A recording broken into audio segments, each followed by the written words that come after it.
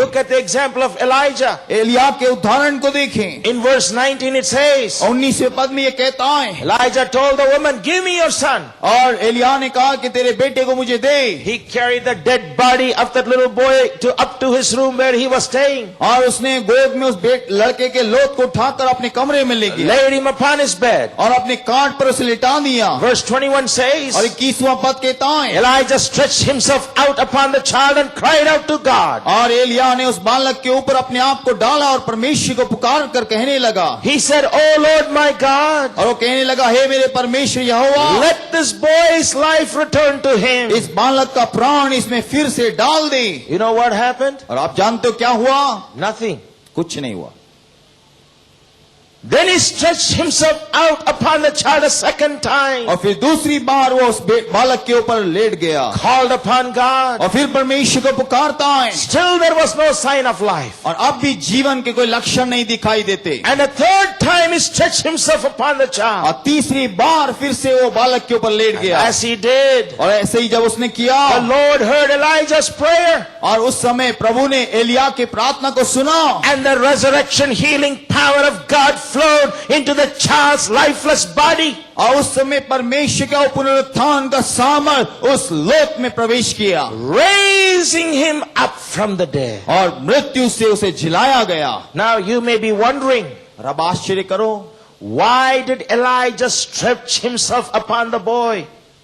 एलिया ने अपने आप को उस बालक के ऊपर क्यों डाला? You see, the spirit of the Almighty God was so strong upon Elijah Elia के ऊपर परमेश्वर की आत्मा इतनी सामर्थ से उतरी थी that as he laid himself or stretched himself upon the little boy's lifeless body, और उसके मृतक देह के ऊपर जब उसने अपने आप को डाल दिया, the Spirit of God flowed through him into that lifeless body. तो परमेश्वर की आत्मा उसकी देह में से होकर वो जीवन रहित देह में प्रवेश करने लगी। It broke the bondage of death और वहां पर जो मृत्यु के बंधन को उसने तोड़ दिया, and released life into that lifeless body. और वो देह में जहां पर कोई जीवन नहीं था वहां पर जीवन उंडेल दिया। There was a flow of the life-giving Spirit of God released through Elijah that day.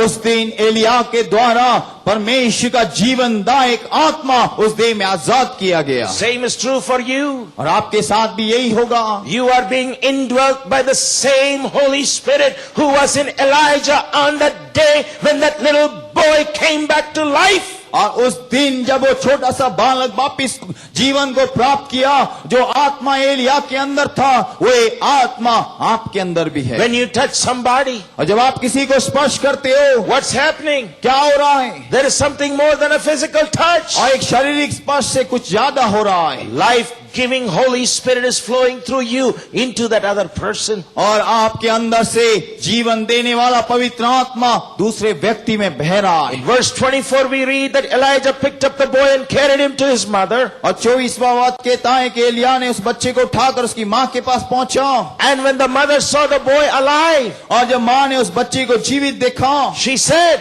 और उसने कहा, now by this I know that you are a man of God. और वो कहती है, इसके द्वारा अब मैं ये जानती हूँ कि तू परमेश्वर का भविष्यवक्ता है। And that the word of the Lord is in your mouth and it is the truth. और यहोवा का वचन तेरे मुंह में है और यह सच होता है। When you make yourself available to be a channel of God's miraculous power in your home, in your neighborhood, in your city, और जब आप अपने घर में, अपने पड़ोस में, अपने नगर में परमेश्वर के आश्चर्य के सामर्थ को बहने का एक पात्र बना लोगे, and a creative miracle takes place right in your through you, और जब आपके द्वारा परमेश्वर के रचनात्मक आश्चर्य कर्म जब होंगे, then even your worst enemy will look at you and say, by this miracle, by this demonstration of God's power, और तब जो आपका सबसे बड़ा विरोधी भी है इस बात को देखकर कहेगा, इस आश्चर्य कर्म के प्रकटीकरण के द्वारा I know मैं जानता हूं that you are a man of God, कि तू परमेश्वर का जन है, that you are a woman of God, कि तू परमेश्वर की एक दासी है, and that the word that comes out of your mouth और तेरे मुंह से निकलने वाले वचन is the truth the word of God. और वो वास्तव में सच्चाई है और ये परमेश्वर के वचन है। That's how you are going to reach your city. और इस प्रकार से आप अपने शहर को जीतोगे। That's how this nation of 110 crores is going to experience the power of Jesus इस Christ. प्रकार से ये देश जो 110 करोड़ की आबादी का है, हम उसको जीत पाएंगे। By a manifestation and demonstration of the power of God परमेश्वर के सामर्थ के प्रकटीकरण के द्वारा, that God wants to do through you. जो परमेश्वर आपके द्वारा करना चाहता है। People who never knew Jesus. और जो लोग जिनने कभी भी यीशु को नहीं जाना था, People who hated the name of Jesus. और जिन लोगों ने यीशु के नाम से भी नफरत किया था, People who persecuted you और जिन लोगों ने आपके ऊपर द्रोह किया था, will come to know Jesus वो Christ. यीशु को जानने पाएंगे। Hallelujah. It's going to happen through you. आपके द्वारा ऐसा होगा। When you leave the school and go home, और जब आप इस पाठशाला को छोड़ के जब अपने घरों में वापस लौटेंगे, you're not going back the same way you came. जिस प्रकार से आप आए वैसे ही आप वापस नहीं जाओगे, You are leaving with an anointing, और आप एक अभिषेक को लेकर जाओगे, with the flow of the Holy Ghost in your life. और अपने जीवन में पवित्र आत्मा के बहाव को लेकर जाओगे। And the power of God is going to flow through you. आप परमेश्वर का सामर्थ आपके द्वारा बहने पाएगा। There was no doubt in this widow woman's mind और इस विधवा के मन में कोई भी शंका नहीं थी that it was a manifestation of the divine healing power of God. कि ये परमेश्वर के अलौकिक चंगाई का सामर्थ्य प्रकटीकरण है। That was so strong in Elijah Elia के जीवन में इतना गहरे रूप में ये था that raised her dead son back to life. कि उस मरे हुए बेटे को वापस जीवन में ले आया। And it caused her to believe the words that Elijah spoke about God. और इसके कारण एलिया ने जो वचन परमेश्वर के विषय में कहा था उस पर वो विश्वास कर पाई। Today there is absolutely no sickness, और आज ऐसी कोई बीमारी नहीं है, no disease, और ऐसा कोई बीमारी नहीं है, no physical or mental affliction और कोई भी शारीरिक और मानसिक सताव नहीं है that God cannot heal. जिसको परमेश्वर चंगा नहीं कर सकता हो। It doesn't matter what is out there, और बाहर कुछ भी क्यों ना हो, how terrible and how hopeless it looks. और कितना भी भयावह और बिना कोई आशा की अवस्था क्यों ना हो, Our Savior will heal. हमारा उद्धार करता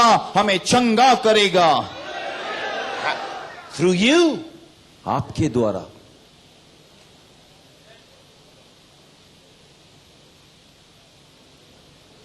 Are you ready to receive it? क्या आप उसको प्राप्त करने के लिए तैयार हो?